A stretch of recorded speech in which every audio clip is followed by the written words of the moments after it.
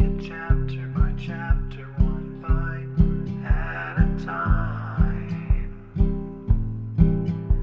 So many adventures and mountains we can climb. Take it word for word, line by line, one bite at a time.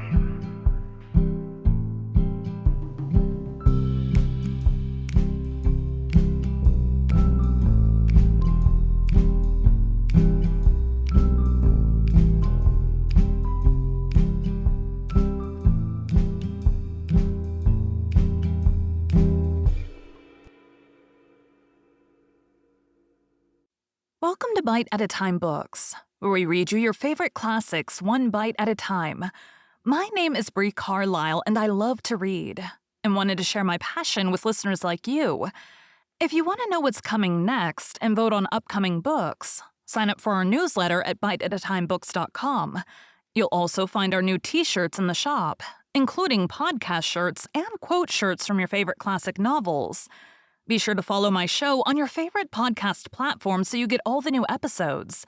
You can find most of our links in the show notes. But also our website, biteatatimebooks.com, includes all of the links for our show, including to our Patreon to support the show, and YouTube, where we have special behind the narration of the episodes.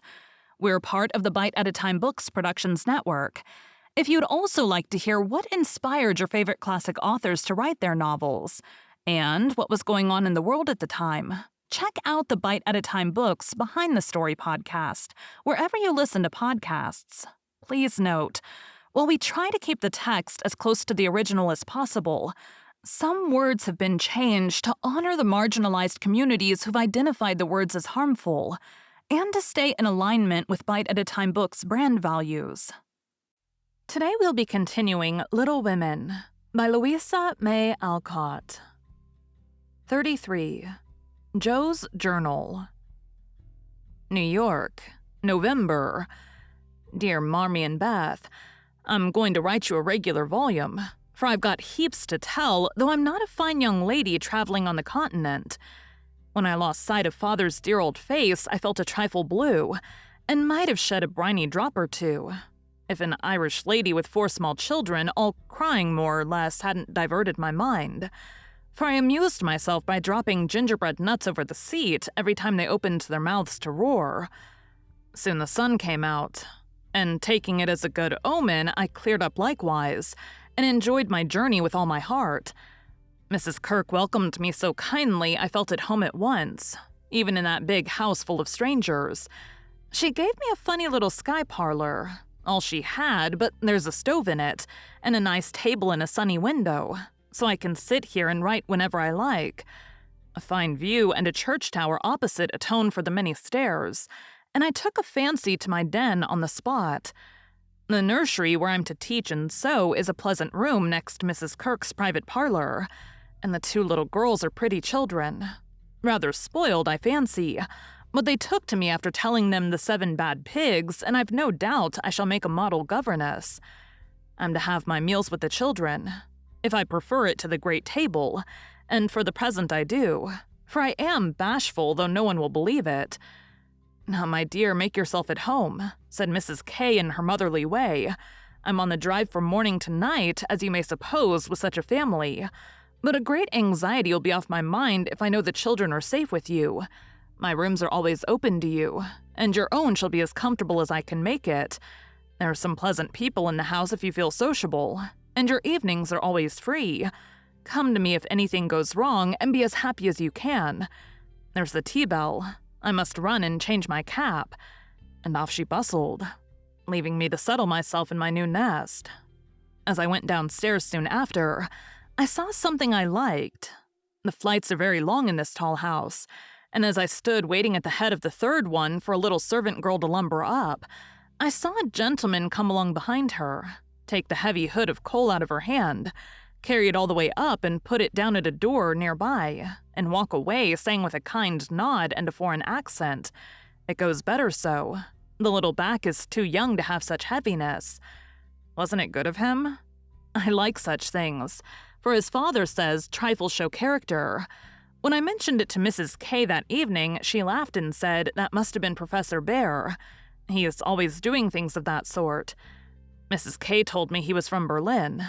Very learned and good, but poor as a church mouse, and gives lessons to support himself and 2 little orphan nephews whom he's educating here, according to the wishes of his sister, who married an American. Not a very romantic story, but it interested me, and I was glad to hear that Mrs. K lends him her parlor for some of his scholars. There's a glass door between it and the nursery, and I mean to peep at him and then I'll tell you how he looks. He's almost 40, so it's no harm, Marmee. After tea and a go-to-bed romp with the little girls, I attacked the big work basket and had a quiet evening chatting with my new friend. I shall keep a journal letter and send it once a week. So good night, and more tomorrow. Tuesday Eve. I had a lively time in my seminary this morning, for the children acted like Sancho, and at one time I really thought I should shake them all round. Some good angel inspired me to try gymnastics, and I kept it up till they were glad to sit down and keep still. After luncheon, the girl took them out for a walk, and I went to my needlework like little Mabel, with a willing mind.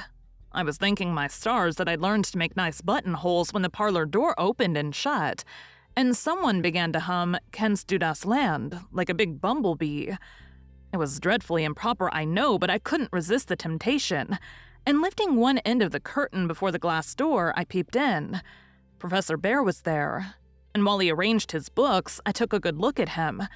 A regular German, rather stout, with the brown hair tumbled all over his head, a bushy beard, good nose, the kindest eyes I ever saw, and a splendid big voice that does one's ears good, after our sharp or slipshod American gabble. His clothes were rusty, his hands were large, and he hadn't a really handsome feature in his face except his beautiful teeth. Yet I liked him, for he had a fine head. His linen was very nice, and he looked like a gentleman, though 2 buttons were off his coat, and there was a patch on one shoe. He looked sober in spite of his humming till he went to the window to turn the hyacinth bulbs toward the sun, and stroke the cat, who received him like an old friend. Then he smiled, and when a tap came at the door, called out in a loud, brisk tone, "Herein." I was just going to run when I caught sight of a morsel of a child carrying a big book and stopped to see what was going on. "Me wants my bear," said the mite, slamming down her book and running to meet him. "Thou shalt have thy bear. Come then and take a good hug from him. My Tina," said the professor, catching her up with a laugh and holding her so high over his head that she had to stoop her little face to kiss him. "Now me must study my lesson," went on the funny little thing. So he put her up at the table, opened the great dictionary she had brought, and gave her a paper and pencil, and she scribbled away, turning a leaf now and then and passing her little fat finger down the page, as if finding a word so soberly that I nearly betrayed myself by a laugh, while Mr. Bear stood stroking her pretty hair with a fatherly look that made me think she must be his own, though she looked more French than German. Another knock, and the appearance of 2 young ladies sent me back to my work, and there I virtuously remained through all the noise and gabbling that went on next door. One of the girls kept laughing affectionately and saying, "Now, Professor," in a coquettish tone, and the other pronounced her German with an accent that must have made it hard for him to keep sober. Both seemed to try his patience sorely, for more than once I heard him say emphatically, "No, no, it is not so. You have not attend to what I say." And once there was a loud rap as if he struck the table with his book, followed by the despairing exclamation, "Prut, it all goes bad this day." Poor man. I pitied him, and when the girls were gone, took just one more peep to see if he survived it. He seemed to have thrown himself back in his chair, tired out, and sat there with his eyes shut till the clock struck 2, when he jumped up, put his books in his pocket as if ready for another lesson, and taking little Tina, who had fallen asleep on the sofa, in his arms, he carried her quietly away. I fancy he's had a hard life of it. Mrs. Kirk asked me if I wouldn't go down to the 5 o'clock dinner, and feeling a little bit homesick, I thought I would, just to see what sort of people are under the same roof with me. But I made myself respectable and tried to slip in behind Mrs. Kirk, but as she is short and I'm tall, my efforts at concealment were rather a failure. She gave me a seat by her, and after my face cooled off, I plucked up my courage and looked about me. The long table was full. and everyone intent on getting their dinner. The gentlemen especially, who seemed to be eating on time, for they bolted in every sense of the word, vanishing as soon as they were done. There was the usual assortment of young men absorbed in themselves, young couples absorbed in each other, married ladies and their babies, and old gentlemen in politics. I don't think I shall care to have much to do with any of them, except one sweet-faced maiden lady who looks as if she had something in her. Cast away at the very bottom of the table was the professor, shouting answers to the questions of a very inquisitive deaf old gentleman on one side, and talking philosophy with a Frenchman on the other. If Amy had been here, she'd have turned her back on him forever, because, sad to relate, he had a great appetite and shoveled in his dinner in a manner which would have horrified her ladyship. I didn't mind, for I like to see folks eat with a relish, as Hannah says, and the poor man must have needed a deal of food after teaching idiots all day. As I went upstairs after dinner, 2 of the young men were settling their hats before the hall mirror, and I heard one say low to the other, "Who's the new party? Governess or something of that sort. What the deuce is she at our table for? Friend of the old lady's.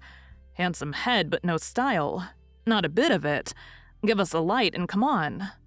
I felt angry at first, and then I didn't care, for a governess is as good as a clerk, and I've got sense if I haven't style, which is more than some people have, judging from the remarks of the elegant beings who clattered away smoking like bad chimneys.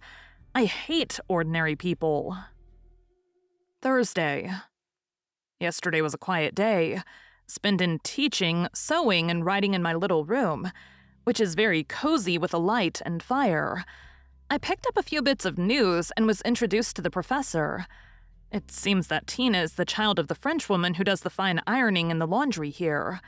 The little thing has lost her heart to Mr. Bear, and follows him about the house like a dog whenever he's at home, which delights him, and he is very fond of children, though a bachelor.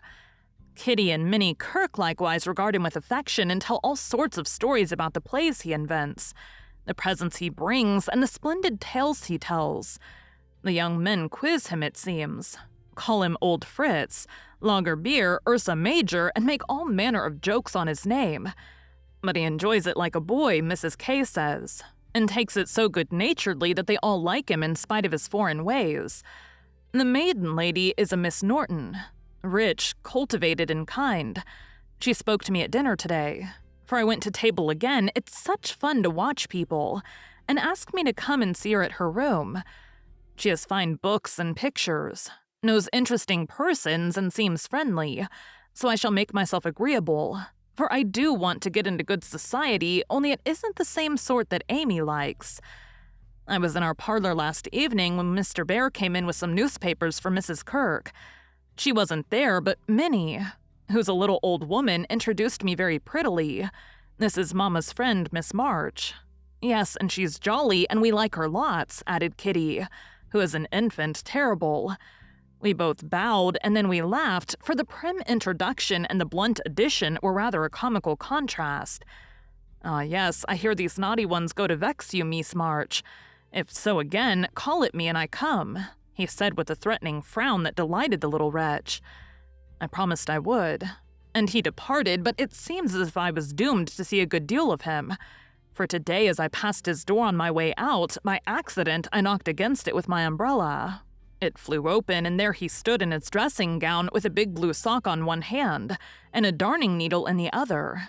He didn't seem at all ashamed of it, for when I explained and hurried on, he waved his hand, sock and all, saying in his loud, cheerful way, "You have a fine day to make your walk. Bon voyage, mademoiselle." I laughed all the way downstairs, but it was a little pathetic also to think of the poor man having to mend his own clothes.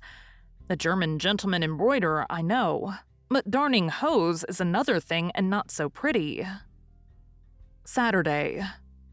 Nothing has happened to write about, except a call on Miss Norton, who has a room full of lovely things, and who is very charming, for she showed me all her treasures, and asked me if I would sometimes go with her to lectures and concerts as her escort, if I enjoyed them. She put it as a favor, but I'm sure Mrs. Kirk has told her about us, and she does it out of kindness to me. I'm as proud as Lucifer, but such favors from such people don't burden me, and I accepted gratefully.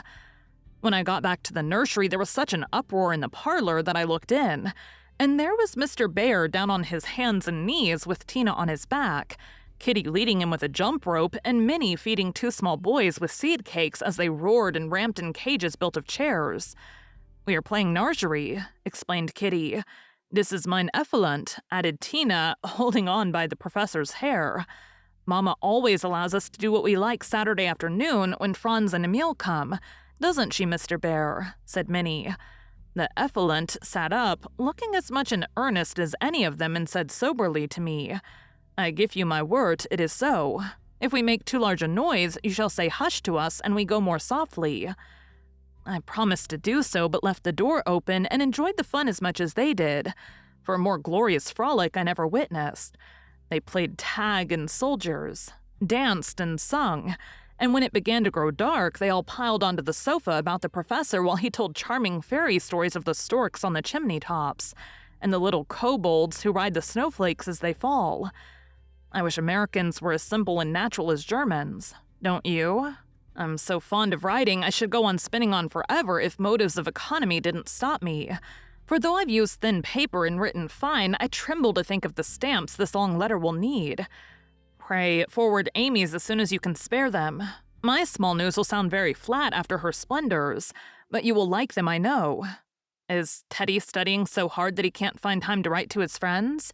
Take good care of him for me, Beth, and tell me all about the babies, and give heaps of love to everyone. From your faithful, Joe. P.S. On reading over my letter, it strikes me as rather Barry, but I am always interested in odd people, and I really had nothing else to write about. Bless you. December. My precious Betsy. As this is to be a scribble-scrabble letter, I direct it to you, for it may amuse you and give you some idea of my goings-on. For though quiet, they are rather amusing, for which, oh be joyful. After what Amy would call Herculean efforts, in the way of mental and moral agriculture, my young ideas begin to shoot and my little twigs to bend as I could wish. They are not so interesting to me as Tina and the boys, but I do my duty by them and they are fond of me. Franz and Emil are jolly little lads, quite after my own heart, for the mixture of German and American spirit in them produces a constant state of effervescence. Saturday afternoons are riotous times, whether spent in the house or out, for on pleasant days they all go to walk, like a seminary with the professor and myself to keep order, and then such fun. We are good friends now, and I've begun to take lessons. I really couldn't help it, and it all came about in such a droll way that I must tell you. To begin at the beginning, Mrs. Kirk called to me one day as I passed Mr. Bear's room where she was rummaging. "Did you ever see such a den, my dear? Just come and help me put these books to rights, for I've turned everything upside down trying to discover what he's done with the 6 new handkerchiefs I gave him not long ago." I went in, and while we worked, I looked about me, for it was a den, to be sure. Books and papers everywhere, a broken meerschaum and old flute over the mantelpiece as if done with, a ragged bird without any tail chipped on the window seat, and a box of white mice adorned the other. Half-finished boats and bits of string lay among the manuscripts. Dirty little boots stood drying before the fire, and traces of the dearly beloved boys for whom he makes a slave of himself were to be seen all over the room. After a grand rummage, 3 of the missing articles were found, one over the birdcage, one covered with ink, and a third burnt brown, having been used as a holder. "Such a man," laughed good-natured Mrs. K as she put the relics in the rag bag. "I suppose the others are torn up to rig ships, bandage cut fingers, or make kite tails. It's dreadful, but I can't scold him. He's so absent-minded and good-natured. He lets those boys ride over him roughshod. I agreed to do his washing and mending, but he forgets to give out his things, and I forget to look them over, so he comes to a sad pass sometimes. 'Let me mend them,' said I. I don't mind it, and he needn't know. I'd like to. He's so kind to me about bringing my letters and lending books. So I've got his things in order and knit heels into 2 pairs of the socks, for they were boggled out of shape with his queer darns. Nothing was said, and I hoped he wouldn't find it out. But one day last week he caught me at it. Hearing the lessons he gives to others has interested and amused me so much that I took a fancy to learn. For Tina runs in and out, leaving the door open, and I can hear. I'd been sitting near this door finishing off the last sock and trying to understand what he said to a new scholar who is as stupid as I am. The girl had gone, and I thought he had also. It was so still, and I was busily gabbling over a verb and rocking to and fro in a most absurd way, when a little crow made me look up, and there was Mr. Bear looking and laughing quietly while he made signs to Tina not to betray him. "So," he said, and I stopped and stared like a goose. "You peep at me, I peep at you, and that is not bad. But see, I am not pleasanting when I say, have you a wish for German?" "Yes, but you're too busy." "I am too stupid to learn," I blundered out, as red as a peony. "Prut, we will make the time, and we fail not to find the sense. At evening I shall give a little lesson with much gladness. For look you, Miss March, I have this debt to pay." And he pointed to my work. "Yes, they say to one another, these so kind ladies. He is a stupid old fellow. He will see not what we do. He will never observe that his sock heels go not in holes any more. He will think his buttons grow out new when they fall and believe that strings make theirselves. Ah, but I have an eye and I see much. I have a heart and I feel thanks for this. Come a little lesson then and now, or no more good fairy works for me and mine." Of course, I couldn't say anything after that. And as it really is a splendid opportunity, I made the bargain and we began. I took 4 lessons, and then I struck fast in a grammatical bog. The professor was very patient with me, but it must have been torment to him, and now and then he'd look at me with such an expression of mild despair that it was a toss-up with me whether to laugh or cry. I tried both ways, and when it came to a sniff of utter mortification and woe, he just threw the grammar onto the floor and marched out of the room. I felt myself disgraced and deserted forever, but didn't blame him a particle, and was scrambling my papers together, meaning to rush upstairs and shake myself hard, when in he came as brisk and beaming as if I'd covered myself with glory. "Now we shall try a new way. You and I will read these pleasant little Märchen together, and dig no more in that dry book that goes in the corner for making us trouble." He spoke so kindly, and opened Hans Andersen's fairy tale so invitingly before me, that I was more ashamed than ever and went at my lesson in a neck-or-nothing style that seemed to amuse him immensely. I forgot my bashfulness and pegged away. No other word will express it, with all my might tumbling over long words, pronouncing according to the inspiration of the minute, and doing my very best. When I finished reading my first page and stopped for breath, he clapped his hands and cried out in his hearty way, "Das ist gut. Now we go well. My turn. I do him in German. Give me your ear." And away he went, rumbling out the words with his strong voice and a relish which was good to see as well as hear. Fortunately, the story was The Constant Tin Soldier, which is droll, you know, so I could laugh, and I did, though I didn't understand half he read, for I couldn't help it. He was so earnest, I so excited, and the whole thing so comical. After that, we got on better, and now I read my lessons pretty well, for this way of studying suits me, and I can see that the grammar gets tucked into the tales and poetry as one gives pills and jelly. I like it very much, and he doesn't seem tired of it yet, which is very good of him, isn't it? I mean to give him something on Christmas, for I dare not offer money. Tell me something nice, Marmee. I'm glad Laurie seems so happy and busy that he's given up smoking and lets his hair grow. You see, Beth manages him better than I did. I'm not jealous, dear.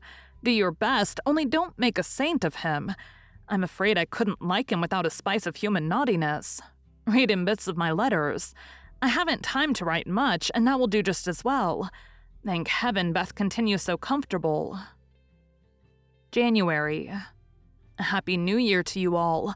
My dearest family, which of course includes Mr. L. and a young man by the name of Teddy. I can't tell you how much I enjoyed your Christmas bundle, for I didn't get it till night and had given up hoping. Your letter came in the morning, but you said nothing about a parcel, meaning it for a surprise, so I was disappointed, for I'd had a kind of a feeling that you wouldn't forget me. I felt a little low in my mind as I sat up in my room after tea, and when the big, muddy, battered-looking bundle was brought to me, I just hugged it and pranced.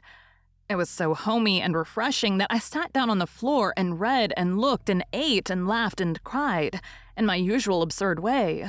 The things were just what I wanted, and all the better for being made instead of bought. Beth's new ink bib was capital, and Hannah's box of hard gingerbread will be a treasure. I'll be sure and wear the nice flannels you sent, Marmee, and read carefully the books Father has marked. Thank you all heaps and heaps. Speaking of books reminds me that I'm getting rich in that line. For on New Year's Day, Mr. Bear gave me a fine Shakespeare. It is one he values much, and I've often admired it. Set up in the place of honor with his German Bible, Plato, Homer, and Milton. So you may imagine how I felt when he brought it down, without its cover, and showed me my name in it, from my friend Frederick Bear. You say often you wish a library. Here I give you one, for between these lids, he meant covers, is many books in one. Read him well, and he will help you much, for the study of character in this book will help you to read it in the world and paint it with your pen. I thanked him as well as I could, and talked now about my library as if I had 100 books. I never knew how much there was in Shakespeare before, but then I never had a bear to explain it to me. Now don't laugh at his horrid name. It isn't pronounced either bear or beer, as people will say it, but something between the two, as only Germans can give it. I'm glad you both like what I tell you about him, and hope you will know him someday. Mother would admire his warm heart, Father his wise head. I admire both and feel rich in my new friend, Frederick Bear. Not having much money or knowing what he'd like, I got several little things and put them about the room, where he would find them unexpectedly. They were useful, pretty, or funny. A new standish on his table, a little vase for his flower. He always has one. Or a bit of green in a glass to keep him fresh, he says. And a holder for his blowers that he needn't burn up what Amy calls moishures. I made it like those Beth invented. A big butterfly with a fat body and black and yellow wings, worsted feelers, and bead eyes. It took his fancy immensely, and he put it on his mantelpiece as an article of virtu, so it was rather a failure after all. Poor as he is, he didn't forget a servant or a child in the house, and not a soul here, from the French laundrywoman to Miss Norton, forgot him. I was so glad of that. They got up a masquerade and had a gay time New Year's Eve. I didn't mean to go down, having no dress, but at the last minute Mrs. Kirk remembered some old brocades, and Miss Norton lent me lace and feathers. So I dressed up as Mrs. Malaprop and sailed in with a mask on. No one knew me, for I disguised my voice, and no one dreamed of the silent, haughty Miss March, for they think I'm very stiff and cool, most of them, and so I am to whippersnappers, could dance and dress and burst out in a nice derangement of epitaphs, like an allegory on the banks of the Nile. I enjoyed it very much, and when we unmasked, it was fun to see them stare at me. I heard one of the young men tell another that he knew I'd been an actress. In fact, he thought he remembered seeing me at one of the minor theaters. Meg will relish that joke. Mr. Bear was Nick Bottom, and Tina was Titania, a perfect little fairy in his arms. To see them dance was quite a landscape, to use Teddyism. I had a very happy New Year after all, and when I thought it over in my room, I felt as if I was getting on a little in spite of my many failures. For I'm cheerful all the time now, work with a will, and take more interest in other people than I used to, which is satisfactory. Bless you all. Ever your loving, Joe. Thank you for joining Bite at a Time Books today, while we read a bite of one of your favorite classics. Again, my name is Bree Carlile, and I hope you come back tomorrow for the next bite of Little Women. Don't forget to sign up for our newsletter at biteatatimebooks.com and check out the shop. You can check out the show notes or our website, biteatatimebooks.com, for the rest of the links for our show. We'd love to hear from you on social media as well.